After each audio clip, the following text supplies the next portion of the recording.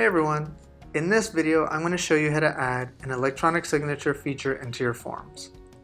To add the electronic signature field, you first need to go to the form you want to add it into.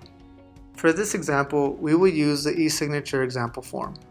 On the left side Elements panel, we need to scroll down to the bottom and select the signature element.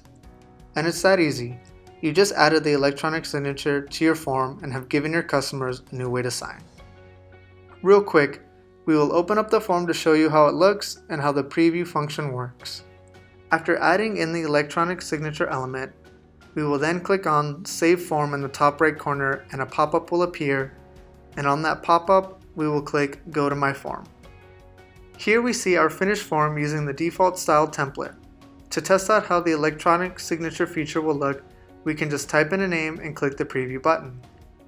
We now see it display the signature in a creative cursive font to give an authentic touch. And that's it. I hope this helps you out and you can start using the electronic signature feature in your forms. Thanks for watching.